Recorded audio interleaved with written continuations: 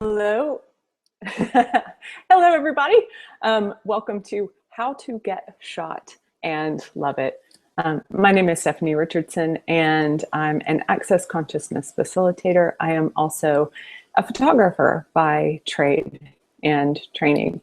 So I welcome you. One of the things that happened recently is I was at a facilitator training, and I told a whole bunch of people that I would actually share the information that I know about how to be in front of the camera, both film and for still shoots. Be comfortable in your own skin, show up as you, and be an invitation to the people who are looking for you in the world. One of the cool things about today is that we have access to so many people in so many different forms of media. So I don't think there was another point in history where so many of us are basically have been our own media stars, right? Like in the past, only a few people would be seen on camera. Only a few people would have videos. Only a few people would have professional photographs, except for maybe some like family photographs. And now it's kind of part of everyday marketing. It's part of your social media presence. It's part of your marketing campaigns. People want to know who you are. They want to see who you are. So more and more we're in front of the camera. More and more we're having our picture taken. We're taking our own pictures, all of that. So what does it take to actually be comfortable in front of the camera? Or if you're uncomfortable, not to look so much like it. So I went ahead and I collected a whole bunch of questions before we even started this hangout, just to kind of see what people were looking for and actually address what people are curious about and what they really want to know. Now, I did only set this up for 30 minutes, so this is going to go by kind of quickly, but there will be 2 other Google Hangouts, one next week and one the following week, so that we can play with this a little bit more. So if you have questions either during the live broadcast, you can actually Skype those in to Jumping Chihuahua. That's my Skype name. Yeah, you can just put it in when it says request contact. You can actually put your question in there if you'd like. The other thing you can do is you can send me your questions for next time. You can just send those to, you can actually put those on Google+. You can send them to me at stephanie@stephanierichardson.com as well. That's my email address. So let's get started with the questions. Yeah? All right, cool. Let's start. Okay. So what is my role in creating a great shoot and photos/videos I'm happy with? What do you as a photographer require of your subjects? What do you know about what works and what doesn't? What do you wish your clients knew and would do or be? Any tips on clothing, makeup, body stance, movement, and for video, preparing what to say? That is going to be pretty much this entire hangout. But I love the question, and this came up a number of times. What is my role in creating a great shoot and photos, videos I'm happy with? So one of the things I've noticed whenever people come to get photo sessions with me is that sometimes they'll come and they'll say, I didn't have time to do my hair, I don't have any makeup, and I didn't take time to get my makeup done, and I didn't bring any clothes that I like. Now, basically, what you gonna do about it? That is something that is great. If you don't plan on being able to do your own hair, or plan on doing your own makeup, or plan on being able to have clothes that you like, it's always possible for you to line that stuff up. So you can always go to, even one of the tricks you can do is go to one of the makeup counters. Oftentimes they'll do makeovers. Sometimes they do them for free. Sometimes they're $30. Sometimes they're $50. Even if they're $100, if you get really good makeup that you like, then it can make a dynamic difference in your photographs. Now, here's the thing that you want to tell them. When you go to the makeup counter, you basically want to tell them what the look is. You don't want to just go, make me over, and then be surprised that you have a little more makeup on than you intended. So if you want to look natural, then you want to tell them, hey, look, I'm going to get a photo shoot. I would love to look really natural in them, but I don't really know how to do a really elegant natural look. And I would love for my eyes to pop. And I would love to have a lip color that makes my lips look good, but maybe not, but that I can keep up, that I can keep looking good during the shoot with ease. If you pick a color like this and we are outside and it's summertime and we are running around and don't have a makeup artist to keep the red in place and looking good and not on your teeth, etc., then red may not be a great color choice, for instance. Okay, so keeping it natural, keeping something easy that even if you buy that lipstick or buy that, even just like a lip gloss that has some good cut, has a little bit of color to it, that you can literally just put it on, smack, wipe, and then you're good in order to maintain it. Because you don't want anything that's really high maintenance if you don't have somebody that can maintain it, or if it's not something that you know how to do, for instance. So I personally, whenever I'm doing a whole bunch of photo shoots just for me on my, myself, just put on a light sort of, this is just for the women, guys, you don't have to do this. So just put on a light color on my cheeks and a little bit in the crease, and then a lighter cut, like a really light color at the top. And then I've started lining on the inside of the top of my eye, the waterline on the inside top, and then just doing mascara sometimes, and a little bit of mascara at the bottom. It'll keep your eyes from sort of blending in with the rest of your face. Mascara is kind of a big deal unless you have huge long lashes, in which case sometimes just doing clear or nothing works fine. I know a couple of people who have very long eyelashes and it actually looks like false lashes whenever they put on mascara. So just be sort of aware. You can always try it out yourself. You can go take selfies with your iPhone or whatever phone that you have, or you can do something like this. Hop on your computer, look on your photo booth. If you're going to do videos using your laptop, look at it and see if you look the way that you would like to look, or see if you're like, oh, well, no, I can't see my eyes, or I look like I just woke up, or whatever. One of the biggest things that you can do is actually just explore what you like. So that's one of my biggest things that I'm actually going to tell you. I'll give you a whole bunch of hints and tips on things that you can do and can rely on. But for the most part, what I would love for you to do is actually move into play with all this.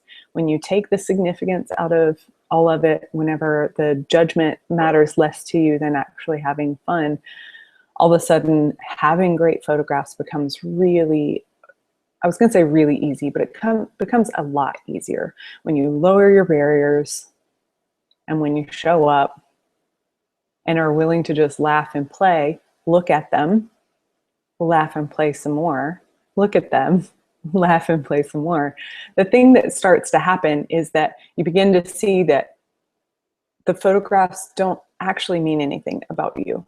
The photographs aren't actually a reflection of what you look like in the world. They're not actually a reflection of, how people judge you in the world. A photograph is something completely different. So in part, if you look at your photographs and you look at your videos as just being interesting, you're like, oh, okay, that's interesting. That's what happens whenever I do that face. Oh, what was I doing in that one? Oh, I was staring off into space, or I was doing that smile, or I was doing, whatever. Okay. Well, what happens if I do something different? And it becomes the curiosity of it. It's like, oh, okay, well, I did that. That didn't work very well, but I wonder what else I could try. Do you see how that in itself begins to take away the fear of actually stepping in front of the camera? If it's like, okay, I'm going to step in front of the camera, I'm going to play, I'm going to have a good time, and no matter what, I'm not going to judge what I see. I may or may not want to use it, but the cool thing about digital stuff is that you can shoot and shoot and shoot. You can delete anything that you don't ever want to look at again. It's not really that big a deal. You can just shoot and delete it and try and play and delete it and delete it and play some more.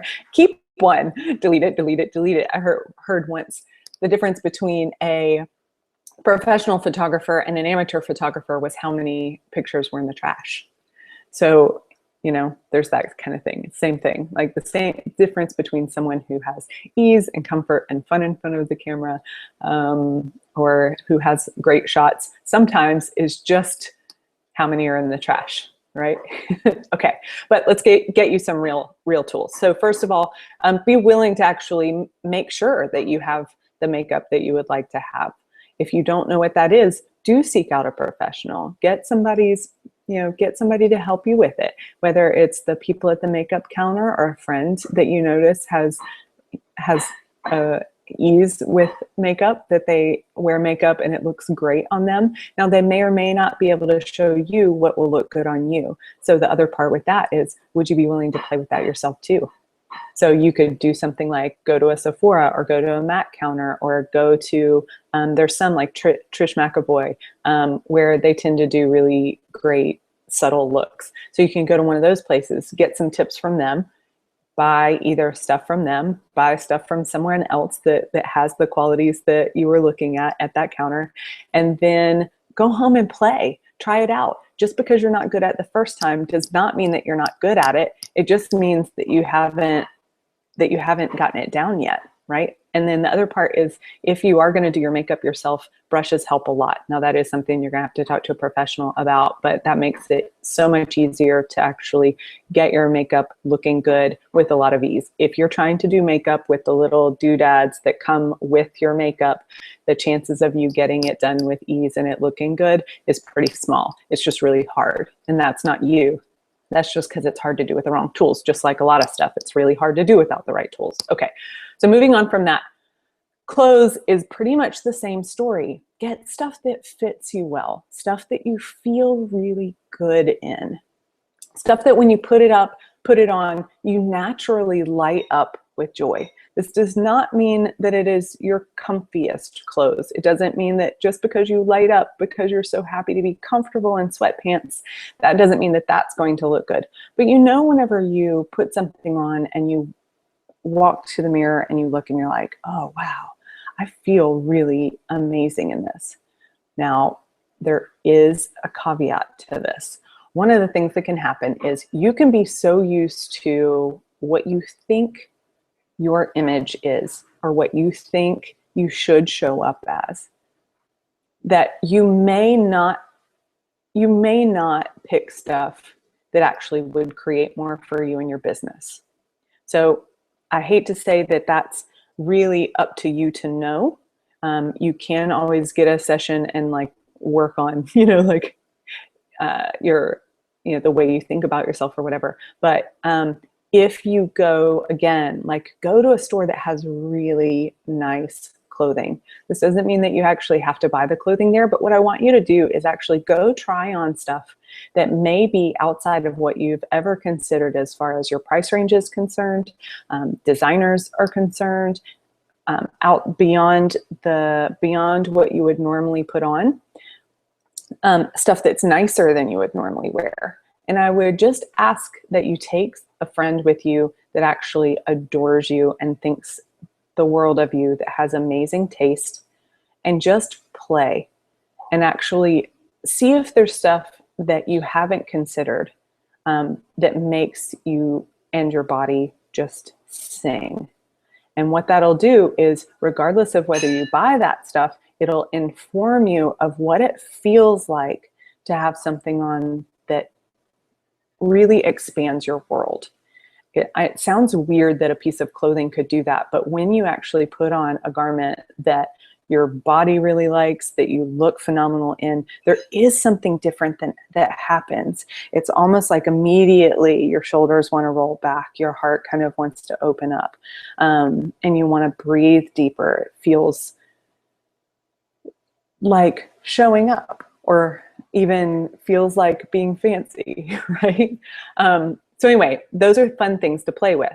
Again, that doesn't mean that that's what you have to wear to a photo shoot, but it is something to consider, to take the energies of what it feels like to put on something that makes you feel really good.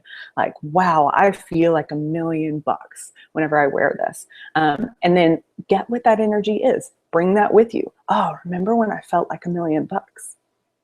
Oh yeah, I do know what it felt like to be a million, you know, to feel like $1,000,000, for my body to feel luscious, like it, you know, feeling sassy, walking tall, feeling sexy, strutting your stuff, you know, that kind of feeling, where you're like, oh yeah, I'd love for somebody to see me like this.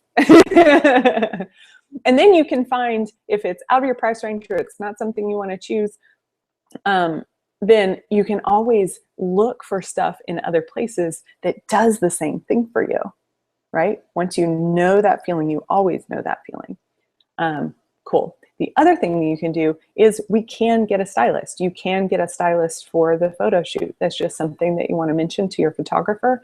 And then you can end up with a wardrobe or a few different options that you may not have considered before and that you don't have to have in your closet.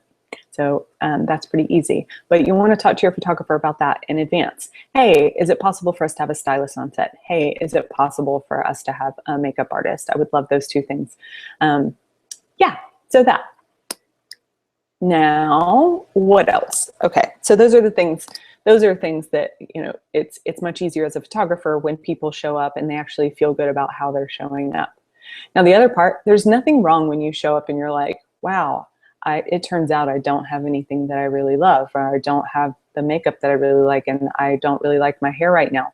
You can consider rescheduling, or you can just know that the photos that you're going to get are actually going to be limited to some degree by the choices that you've made. That's not something that the photographer in the last moment, sometimes they'll have some things, they may have, you know, a little bit of stuff they can do. I, you know, have my own collection with me whenever I'm places. And at the same time, I'm not actually a makeup artist. I can do pretty well, but I'm not a makeup artist. You know what I'm saying? So make sure that if that's your expectation, that you have your hair and makeup done and your clothing done, make sure you mention that even before you get their prices, because whenever you add in a stylist and a makeup artist, there are additional costs that are involved in that. Okay, cool. What next? We'll talk about the other stuff as we go through the rest. And if we, and Kristen, if we don't get to the rest of those, or if we don't get to all of your questions, then you can just let me know and I will get back to that one next week and make sure that you have the rest of your stuff answered. Okay. How do you suggest someone approach a photo shoot to ensure their authentic self gets captured? Are there any do's or don'ts? I'm guessing wearing clothes that make them feel good, etc. But any other suggestions? I think the dilemma is we want to have our best self present, but we also want to look natural. I will try to think of any other questions. Okay, cool. So, you know, the authentic self thing is such an interesting conversation, and I totally get it, wanting to show up as you. And the best way that I actually can talk about that is the lowering your barriers piece. So a lot of people have judgments of what their authentic self is. Oh, I'm a happy person. Oh, I'm a this person. So it actually sort of excludes a whole bunch of stuff that we actually are as well. So there's the stuff that we think we are. There's the stuff that that other people recognize us as. We have a whole bunch of different aspects to ourselves, some of which we want to show up as, some of which we don't want to show up. If you take all of that and actually just go, okay, so everything that is for the photo shoot, I'm willing to actually put that aside, strangely enough, in order to get to what you know, the authentic self. Like, one of the things you can do is just put everything aside. Everything I think I am, I'm just gonna put that aside. And then I'm just gonna lower all my barriers right now. So right now, join me in just lower your barriers. What does it take to do that? Not really anything. You just ask. Be aware, is there anything, you know, am I feeling tense in any places? Am I being guarded anywhere? You know what it feels like when they come up. Whenever somebody comes up to you and you're like, I don't like that person, or I don't really want to share I don't really want to share how I feel about this, or I don't want to be present, or I don't want someone to judge me, or what are they thinking of me right now? Those are all places where we put up barriers, right? So, you know, the second that you're going, oh my gosh, what are they seeing? What are they thinking? Are you being present, or are you already somewhere else right? Or somewhere else. So what happens is when you just go, okay, cool. Then when it starts to come up, oh, I wonder if I look good. I wonder what they're seeing. Are they judging me? Are they laughing at me? You can change that conversation in your head, literally change the conversation so that the conversation becomes, okay, well, that's okay. If that's what you think, okay. You no longer have to defend against it. You no longer have to take it in and use it and try and change something with it, because a lot of us are really sensitive to what other people are thinking and feeling. And what we oftentimes will try and do is take whatever we see them doing, we turn it around, we look at whatever it is that they could be looking at. Well, is it my lipstick? Is it my hair? Is it that I'm too short? Is it that I'm too tall? Do I look frumpy? Is something hanging out? Am I talking too loud? Am I not talking loud enough? Do I sound stupid? Did I make sense just then? Does that feel like I'm like expanded and present, or did I go into whoop? Whereas if I just go, okay, hey, if anything at any point is sticking out, will you please let me know? If I have lipstick on my teeth, will you just tell me? And other than that, I'm just going to be present with you, and I'm just going to enjoy this experience to the best of my ability. And every time you feel those pop up, you can go, oh, look, it's just a wall. It's just a wall. And everything that is, just going to push it down just for right now. I can always have them back. Yeah, cool. So do you feel the difference between whenever I lower my barriers and just become really present with you, and when instead I go, oh, well, what, is something wrong? Well, okay, well, I'm going to be, okay, but I'm going to do my best to be happy. I'm going to be my best. Okay, I'm present. I'm happy. Versus, hi, how are you? Now, the interesting part is some things can actually look really good on camera. Some fake stuff can actually look fine. And it's okay, because you can do that. You can use whatever tools you need to get whatever photograph you want. But one of the things that I've noticed is that whenever I lower my barriers, and when my clients, are in the state of having their barriers down, then something different happens in the pictures and something different happens in the video. What happens is that all of a sudden the people on the other side pick up on that, and that energy itself becomes an invitation. So how much of photographs, we tend to think of them as being what you see, but what if photographs are more than what you see? What if it's actually the energy that's present with them? Okay. So one of the things with that, one of the things that I would say is be aware of who you're choosing whenever you're picking a photographer, for instance. If you have a photographer who is judgmental and mean, and every time that you do something that they don't like, that they're looking at you like, well, that was ugly, that was stupid, how much harder are you going to have to try to lower your barriers and be present? If you have a photographer who's willing to be present with you, to play with you, to recognize when you're uncomfortable and basically walk you through that, is that going to be easier for you to actually show up as your authentic self? So it may be even that you're most comfortable with your best friend and they happen to have a great camera. You can look up some great lighting tutorials and take them out. What if having an energetically strong photograph is more of an invitation even than having the perfect professional shot? Now, you want a professional looking shot. If you don't show up in the picture, if you're blurry, if you're darker than the background, if you are, if the picture looks really bad and it looks like, you took it in your living room by the light of your computer, that's not going to be an invitation just because the energy is good, right? But if it's a decent picture and the energy is phenomenal and your friend is with you and you feel like, that they're your greatest fan and you just feel so grateful for them, that gratitude and that ease is going to show up in the picture, and that's what people will pick up on. The other thing you can do is bring a friend with you to a shoot if they are that energy for you. Otherwise, I would suggest just coming with yourself and being willing to go through the momentary discomfort of working into having your barriers down if you can build a rapport, or if you have a rapport with a photographer. Sometimes having people who know you really well, you may actually try and please them instead of actually just showing up and being willing to try stuff that feels like it could look stupid. Sometimes we don't want to look stupid in front of our friends. So again, I would just like be aware. But one of the things you can do is be aware when you're choosing your photographer. So be aware of that and actually look, you know, is this person somebody that I would really enjoy working with, that I would feel comfortable with working with, that their pictures, what do I see in their other pictures? Do all their pictures look the same?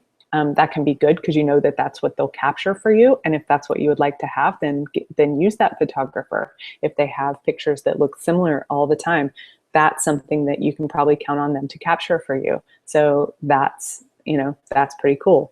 If you see somebody who has the pictures that you see have a really cool energy with them, or that it really seems to be the person in the picture, like you're like, oh, that is them, and that's what you want, then choose that person as your photographer. Be willing to sort of search that out. Photographers can be all sorts of price ranges. There was somebody that was an art student that looked like she had really pretty work for $50. And then, you know, there are professionals that charge all the way up to $10,000 a shoot, probably more. But, you know, on a regular basis, $3,000 isn't that big a deal if you're in, you know, LA or whatever. So it's just find the person that works for you. And that's one thing that can help on the front, because that person will be the one that'll help you walk through all this stuff. So we've got the tools of lower your barriers, get the sense of what clothing makes you feel like $1 million, and be willing to create that in whatever way is possible, whether you buy a new outfit in order to have that, or whether you ask somebody to have wardrobe on set for you. And same with makeup. Get a sense of what looks really good. If you're going to do it yourself after that, then make sure that you have practiced it. Practiced it until you feel totally comfortable doing it yourself. For instance, if the people that are going to work with me in New Zealand, like if those people want makeup done, we don't have that anywhere nearby. So we either need to make sure that one of the people there knows how to do makeup and that we get a hold of them, or that anybody who brings makeup with them actually knows how to do it, right? So those are things to take into consideration. Okie dokie. What else? Time goes by so fast. Okay. Cool. Being engaging and inviting without being manic. I think that's one of those things. I think we might have to talk about that another time, but one of the things that you can do is practice that lowering your barriers thing. And the other part is, if that's actually something that then what if you also use that to your advantage? So you may want to have some pictures that aren't that, some pictures that are, you know, you being debonair, if that's what you would like, you know, have some of those just for fun. And then have some that are manic looking just for fun. That's one, I love this topic, the authentic topic, and the topic of, you know, how do I not show up as being manic? And all of those conversations really are, if you have a photo shoot, for instance, that's 90 minutes long, can you try them all out? Can you try all of it out? Well, can you try a lot of it out, right?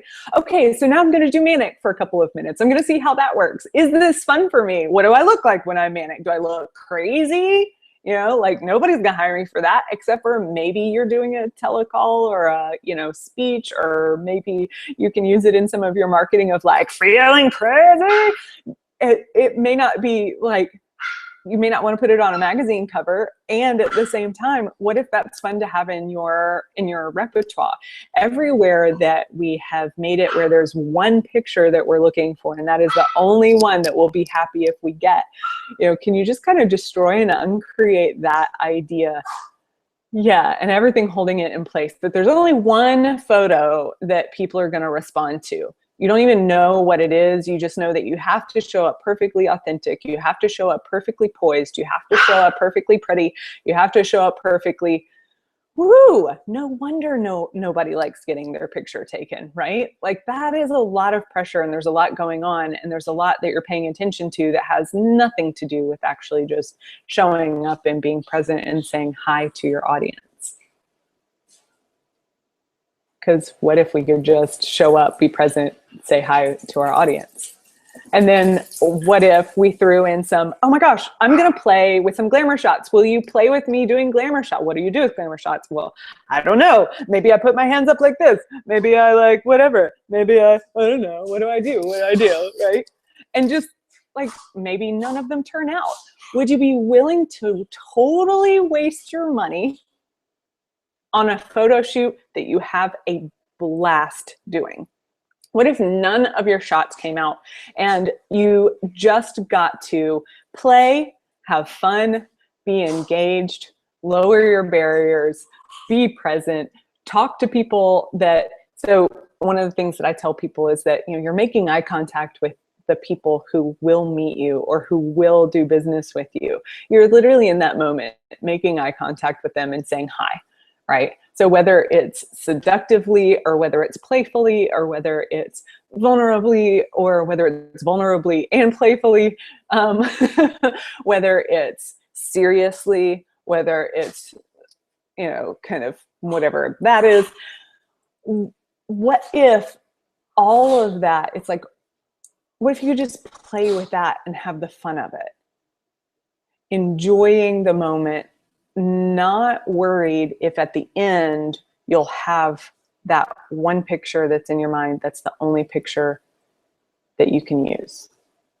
The cool photo shoots aren't like, or at least not mine, most people that I know do longer sessions these days, so it's not actually like the old Olin Mill shots, and it's not like the JCPenney shots or school shots. So in those shots, there is the one shot you're going for. You've got 3 chances at it. And if you miss it, you're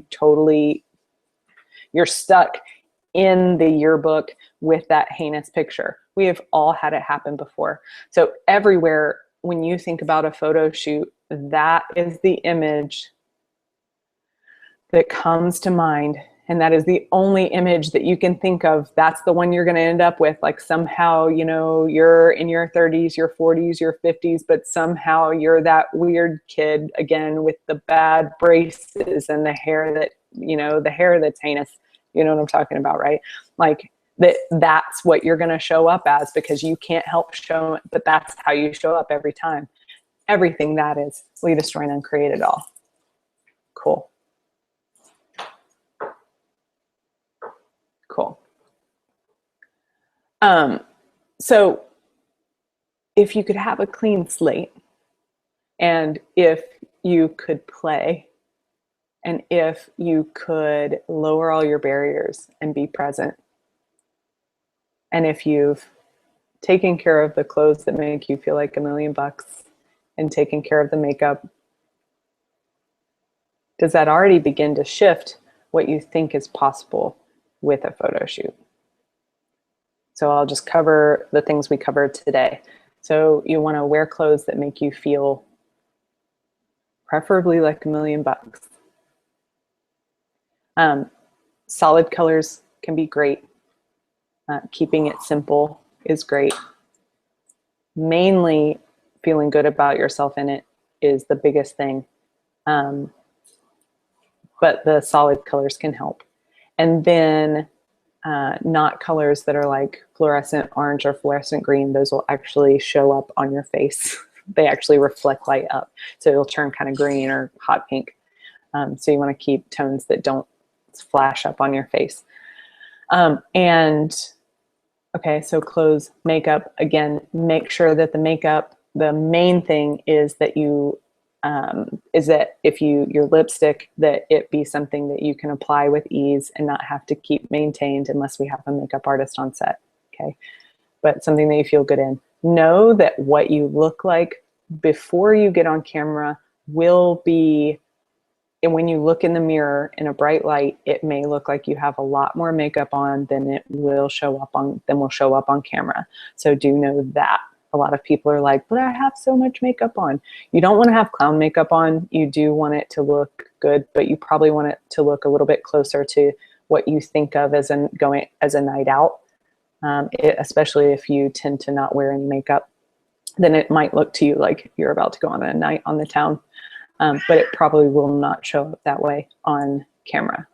Okay, so that's that piece.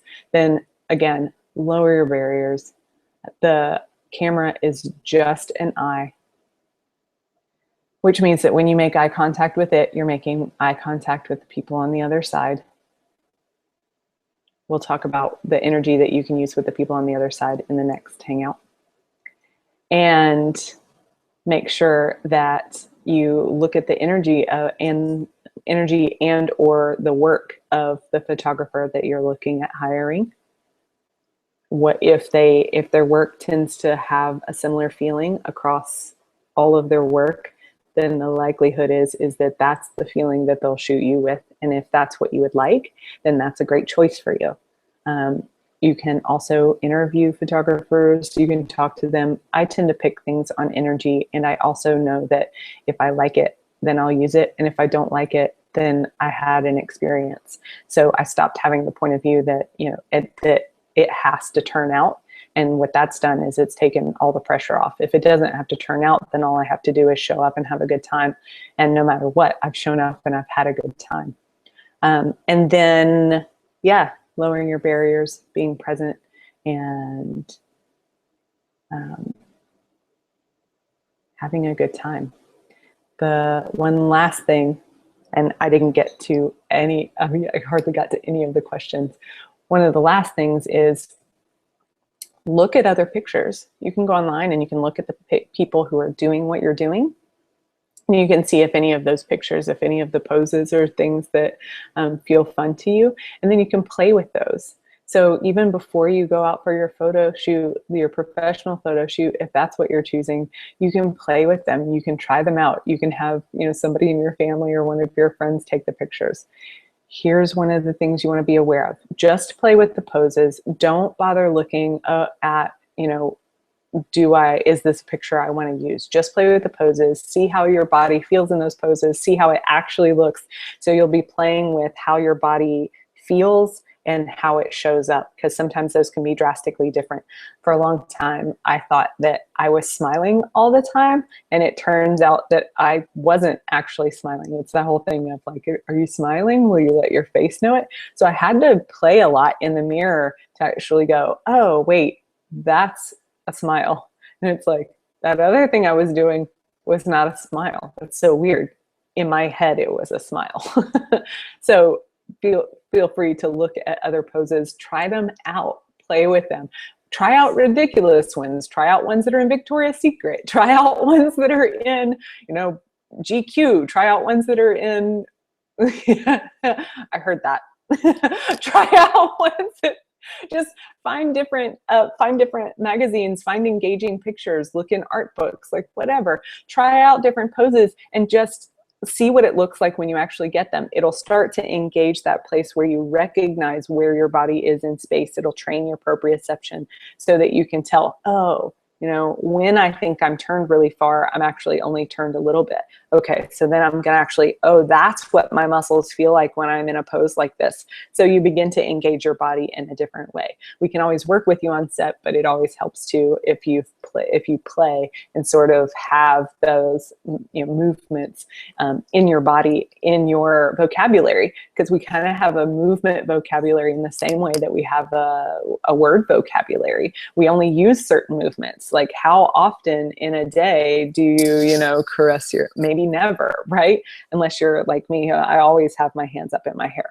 But just because I always have my hands up in the hair, like that would be for me, that would be natural, but it probably isn't natural for most people, right? So in your world, that's not one of, in your world, that's not part of your physical vocabulary. If you would like for it to be, if you would like to play with it. Because what may happen is you go, oh, I look sexy, or like whatever. Or you may go, I look uncomfortable when I do that. You may be like, and you think your smile on, but you feel so weird in your body that you're like, oh, that's not good, right? So you'll get to know when you're making funny faces, and you'll get to see how your body feels in different positions, and you'll also bring a larger vocabulary to the photo shoot, so that can be tons of fun. And again, be willing to play. And what if you were willing to express not just the person that you think is your authentic self, but what if you're also willing to sort of play with all energies during a photo shoot? So now I'm going to do some mad shots just because I can. Well, now I'm going to do some silly shots just because I can. And now, because what if that is part of what is authentic for you, right? Is the courage to play in ways that may be uncomfortable, or the exploration of what's possible. And you never have to use the pictures that you don't like. So, okay, it's there. All right, you can finish the angry part of the shoot and be like, cool, I don't even want to see the angry parts of the photo shoot. I just wanted to play and see how that went, see if it opened anything up. Because sometimes doing things that involve the energy or the movement or whatever that you think that has nothing to do with the shoot that you're doing, sometimes just doing that opens the door to having more energy for everything else. So it's the play opens the door to you being inviting while also being serious. It's almost like the play stays in the room, the joy stays in the room, that energy of like intensity may add to the energy that's available to you that you can play with. And how many times in ads that are sexy, or business ads where they're they're being really engaging, how often do they actually, especially with guys, do they actually have a little bit of the bottom eye squinted? Like that is, that is one of the things that you do when you're either questioning something or being angry. Oh, I guess that's the top brow a little bit more. But there'll be an intensity there, right? So when you take the emotion out of the intensity, it's like you still have some of that. You still have some of that left. You may use it. It may not seem like something, well, I would never be angry with one of my clients, right? Never. Like, why? Well, I might use that. I might actually use that energy if that's what's required. But some people will be like, I would never be that with anybody. But what if that's like having that present? What if that, for instance, allows someone to feel safe, strangely enough? Right? If that you're willing to be that intense that you would be willing to sort of like have their back, because how much intensity is required to really sometimes to have somebody's back, and how much intensity with caring. So sometimes these like feelings and energies actually overlap one another to allow you to really give everything you are, be everything you are, and invite everyone to more, right? So if that didn't make any sense, please feel free to email me. Again, my email is stephanie@stephanieRichardson.com. If you have more questions about that, let me know and we can address more of that next week.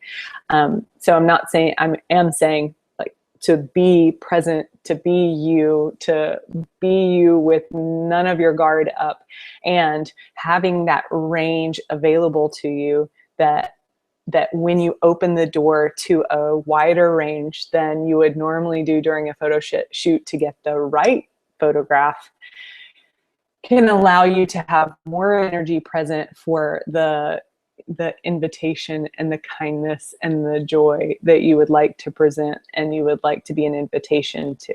So sometimes it just literally expands what's possible and gives you a wider range to work from. So anyway, this has been an absolute pleasure. I'm sorry I went over 15 minutes, and I look forward to answering the rest of your questions in the next 2 Hangouts. And if you have any about what we covered today, then you can email me, you can Skype me, Jumping Chihuahua. And thank you very much. And I look forward to playing with you in the next round of videos.